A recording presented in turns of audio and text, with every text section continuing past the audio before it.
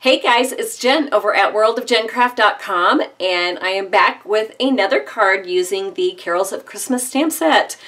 I really think I like this one better than the first one. That's just me though. I just absolutely love all that detail on this piece of Whisper White. So, and underneath of it is a basic black that is peeking through. This is, if you missed my video a couple days ago, this stamp set, Carols of Christmas, is available as a perk along with an essentials kit when you sign up in the month of July. So you have until Monday if you've been considering it. I just absolutely love being with Stampin' Up. I couldn't imagine being anywhere else. So there are details on my website if you're interested, or over on Stampin' Up's website as well. So let's get together. Let's get going. Oh, so I just had the monkeys. Let's get together, yeah, yeah, yeah. Okay, so that's the only singing you'll ever hear from me, I promise, ever again. Once it's in my brain, I can't get it out. So let's get started on the supplies that I use. Stitch satin ribbon, the garden green, just really pretty stuff. And rhinestone jewels, the sparkles, aka. And here's the Carols of Christmas. This is the stamp set. And I'll be honest, before I started playing with this, I wasn't a huge fan of it because I thought, what the heck am I going to do with it? But paired up with the card front builder thinlits, this has just been a ton of fun to play with. This is going to be available in the month of August as kind of a pre-order for what's to come in the holiday catalog. So love, love, love these thinlits. And you can go way beyond Christmas with these too, I promise. The layering squares framelits is what those are, along with the garden green and cherry cobbler ink pads. For supplies, once again, I have a pre-cut kit, of this card that I'm going to throw up for grabs on my website, worldofjencraft.com. And if you want to go over and leave a comment on this post, I will put you in for a drawing and I'll send you this. Everything is pre-cut and ready to go. The only thing you would need is the stamp set or your own stamp set to put on here. So for supplies, I started off with a garden green base, 4 1/4 by 11, scored at 5 1/2. Basic black is 4 by 5 1/4, and then which I don't have pre-cut, so I guess we'll cut it when we're going. 3-inch scallop squares, which you're going to end up needing for this. A cherry cobbler, 3 1/4 by 4 1/2. Whisper White is a 4 by 5 1/4. A 3 1/8 by 4 3/8. We will cut a 2 7/8 inch square, and you're going to need a scrap for stamping. Whew! So let's get started, and we're going to stamp first on here, and I'll pull out my basic black so we can cut that as well when we have the big shot out. So I'm going to bring out this really cute ornament stamp, and there is 2 of them in this stamp set, but this is the one that we're going to use for this particular card. So I am going to not ink that up in cherry cobbler. We're inking that up in garden green. And because I already have it inked up in cherry cobbler, so we're only going to need to cut this once. So hopefully this will get a nice stamped image here. Perfect. All right. Whoop whoop. Now what we are going to do is this piece here is going to be this piece here, and so we're going to be stamping our ornaments on this one. And I'm going to stamp it out in the garden green. And what I did is I just kind of came in about a 1/2 inch on each side with my first little line here. So, and then my ornament that's down at the bottom is going to be down at the bottom, I guess. So let's see, that's probably about a 1/2 inch about here. And then we're going to do that again, keeping this side now about a 1/2 inch from the right hand side. And don't worry about this, and this will end up being covered, so we're good here. So no worries, let's set that aside so we can cut that, or leave that. I don't know what we're doing with that. And then deck the halls. This is going to get stamped out on our Whisper White, and you'll have to forgive my cherry cobbler for some reason. I think it needs to be re-inked, so I'm going to try and get this really inky and then stamp on it.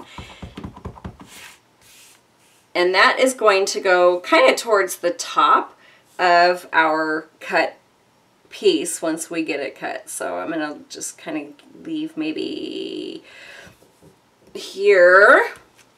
No, that didn't turn out too bad at all. All right, so let's clear everything off, and we're going to bring out the Big Shot. And this is kind of where the magic happens with this card, because it is way super cool.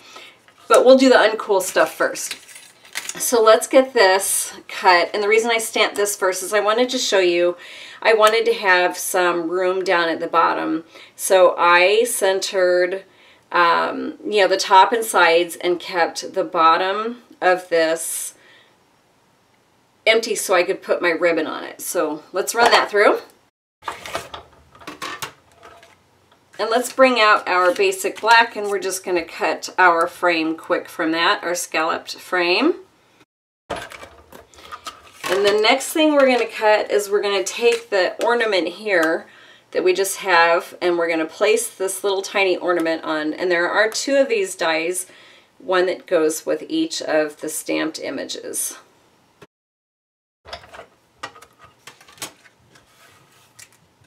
Now, the last thing that we are going to cut, and this is where the fun in this whole entire card is, this is going to be our border here. So the first one, it's not going to matter, well, I mean, it'll matter, but you're just going to want to center it here, making sure your top and sides and everything are all equal. And then I'm going to run it through. And you are just going to want to make sure that you run this through, you pass it through a couple times. I'm going to poke these out quick because you want all your paper clear from here before you start again. All right, so once that's all cleared, then I'm going to take and I'm going to line up. I'm going to bring this up here. I don't know if you can see that because of the glare. But there's 2 little holes right here. And these holes are going to want to match up with the holes that are on here. And it's not that difficult to do because you can see through them when you're placing this on here. So if you see white showing through, then you know you're not lined up. So I'll get this lined up, and hopefully my head hasn't been in the way, because I decided to go ahead and stand up in order to get this right. So that should be, oops, I just moved it. So this should be right here, and I'm just going to run this through. And hopefully we did it! Yay! See the little holes? Perfection. That's what we're looking for.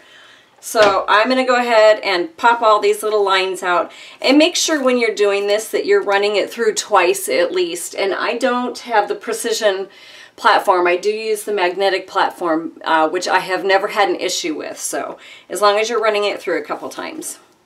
All right, so now it's just assembling the rest of the card.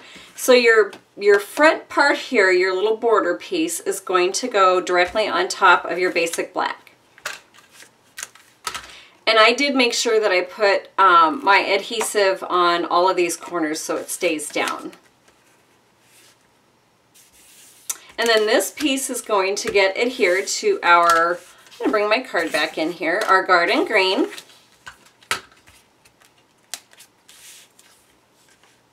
And I left this the 1/4 of an inch, so this is your, oh yeah, I did go through all the measurements. All of a sudden I thought, oh my gosh, did I go through them? But yes. So anyways, this is your 4 by 5 1/4 that's going to be on top of there. And then I'm going to go ahead and throw my cherry cobbler on.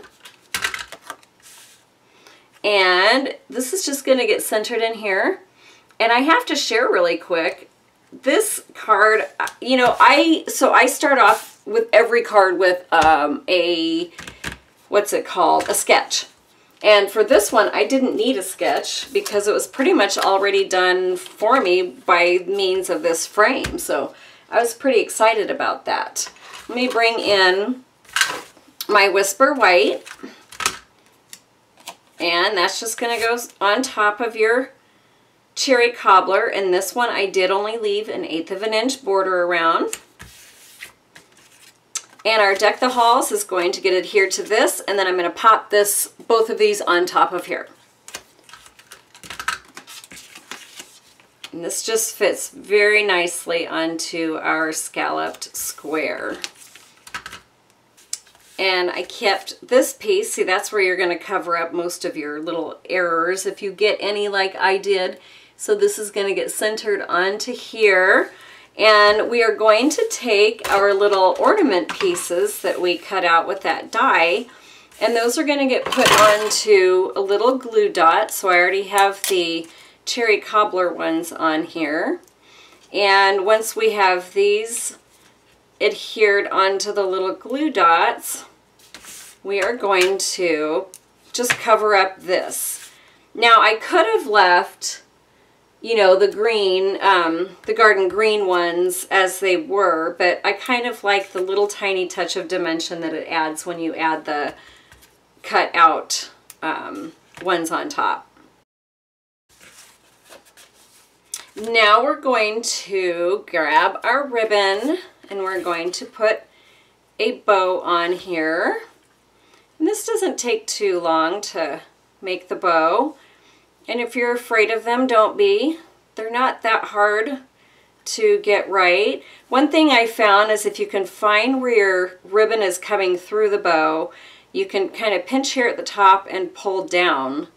And then do the same here, which should be going this way. And so I try to make my bow as small as it will go before I straighten it back out again. And then if I'm not really thrilled with the size of that, then I'll go ahead and do that process all over again. But I'm kind of liking the way this one's turning out. So I think we're gonna just go ahead and pull it and call it good. And then I'm gonna grab it by the center here of my bow and just kind of pull down a little bit to try to get those to come down instead of going out. I mean, they still will, but there. I think that turned out pretty darn good, huh? So my glue dots, which are right next to my hand. I never know where I end up flinging these things, especially when I'm not on video. Oh my goodness, you guys should see my workspace. Oh, I can't find anything and everything gets covered up. And so this is going to go just here. Just keeping this card, I mean, it's detailed but fairly simple at the same time. So I guess that's kind of how I like to do my cards. That's going to go there. And then our last little tiny finishing touch is I'm going to bring in the sparkles, and they are, I'm using the smallest ones that are on the sheet. So I'm going to go ahead and put all my sparkles on the ornaments. So there you have it. That is our finished card. What do you guys think? I think I like this better than the first one, but I mean, I love them both. So as I promised in my last video, I do still have 2 more. I'm so excited about these. I will be featuring these in the next 2 videos, so be on the watch for that. If you would like printable, downloadable dimensions for this card, it will be over at my website, worldofgencraft.com. So pop on over and check it out. Thanks so much for watching. I will talk to you later in my next video. Have a wonderful day. Bye.